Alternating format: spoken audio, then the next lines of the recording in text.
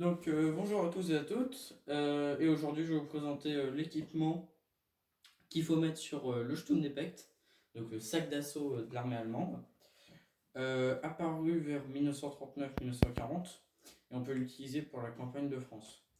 Donc voilà. Alors, il faut bien préciser dans quel régiment vous êtes, dans quelle division vous êtes, parce que tout le monde ne l'avait pas. C'est vraiment introduit en 1940 et fin 1900 et début 1941. Donc voilà. Ça ressemble à ça de derrière, de dos. Donc il y a 4 crochets comme ceci qui sont faits pour être accrochés sur le brelage lourd. Un brelage normal ne pourra pas être équipé du Sturmgepäck.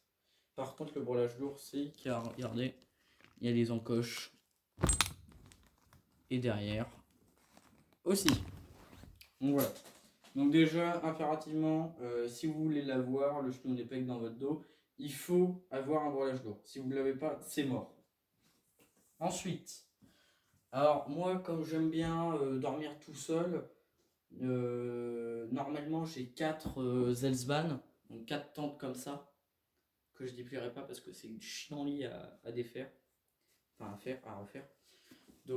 Mais normalement, chaque soldat en avait qu'une seule, avec qu'un seul pied de tente et deux piquets de tente. Ils sont dans la couverture de Stundebeck où j'ai mis une chemise et la gamelle dessus.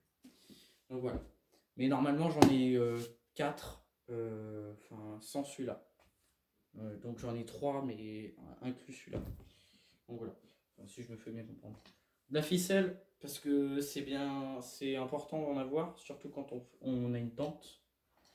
Donc 4 piquets comme ça. Un ceinturon de la Wehrmacht, hein, pas de la Waffen-SS, Wehrmacht.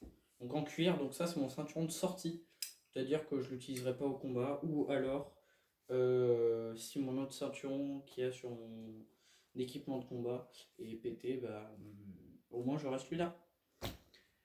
Une grenade, donc caractéristique des grenades allemandes, normalement on peut la dévisser pour faire une grosse grenade qu'on envoie sur un char. Et aussi il y a un manche en bois. Donc ça c'est une réplique, c'est pas une vraie.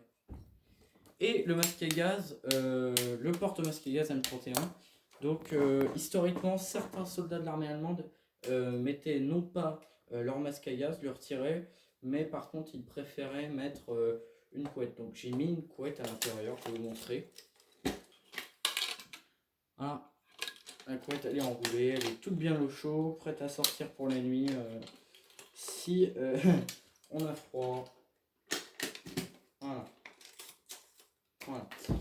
Donc c'est parti, on va tout équiper. Alors, donc en premier, on met la petite ficelle. On va essayer de la mettre à la taille des piquets. Les piquets, on les met derrière. Voilà. La ficelle aussi. Hop, on tasse bien. Le ceinturon, pareil. On met ça. Voilà. La grenade derrière, comme ça en fait on peut direct la retirer. Je vais la mettre comme ça. Et là il n'y a plus qu'à serrer. Et là par contre, vous inquiétez pas si ça fait du bruit parce que c'est essentiellement du cuir. Le Sturmgepäck en lui-même, je vais vous recommander de l'acheter sur la petite musette, même si ça coûte cher. C'est les bouts qui sont en cuir, c'est du vrai cuir. Les bouts qui sont en métal, c'est du vrai métal. Hein. Il n'y a pas à dire, la petite musette, c'est vraiment en termes d'objet militaria, donc militaire, de reconstitution, c'est super. Il n'y a pas à dire, rapport qualité-prix, c'est incroyable. Ensuite, on va mettre le masque à gaz. Alors, ce que j'ai fait moi, c'est que j'ai retrouvé des vieilles photos d'époque que je n'ai pas en ma possession, que je n'ai plus en ma possession à cause d'un déménagement. Mais certains soldats mettaient 2 crochets au lieu de la bandoulière qu'il y avait ici. Voilà. Donc ils mettaient 2 crochets et donc c'est ce que j'ai fait. Et comme ça, je peux l'accrocher direct sur mon ceinturon. Comme ça, clac. Soit sur le Sturmgepäck. Et c'est beaucoup plus simple. C'est beaucoup plus pratique. Et même s'il n'y avait pas eu des photos, je l'aurais fait quand même. Hein, parce que franchement, c'est une chienlit pareil à mettre. L'équipement allemand, de manière générale, il est chiant à mettre en fait. C'est impossible de le mettre tout seul. Ou alors faut être déterminé, mais au maximum. Hein. Parce que une grosse chienlit à faire. Hein. Alors.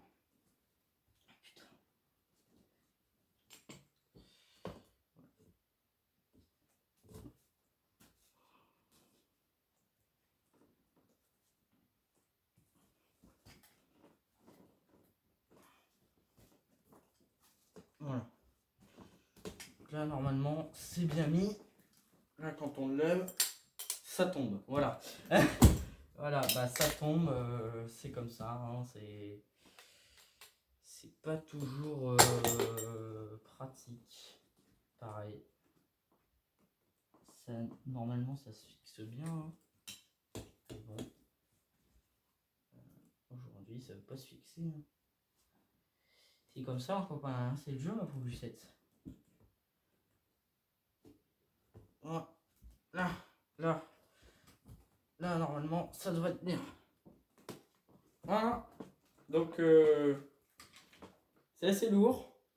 Mais avec le brelage lourd, on sent presque rien. Hein. Mais il faut se dire que les soldats, ils marchaient avec ça pendant 2 jours, 3 jours, semaine. Hein.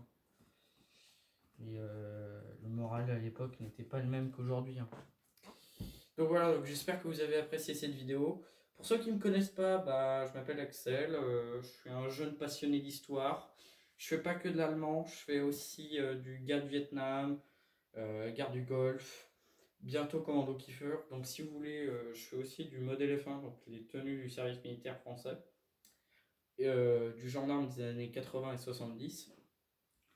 Donc je suis encore, c'est un début de vidéo, c'est vraiment mes tout débuts, donc c'est pas super ouf.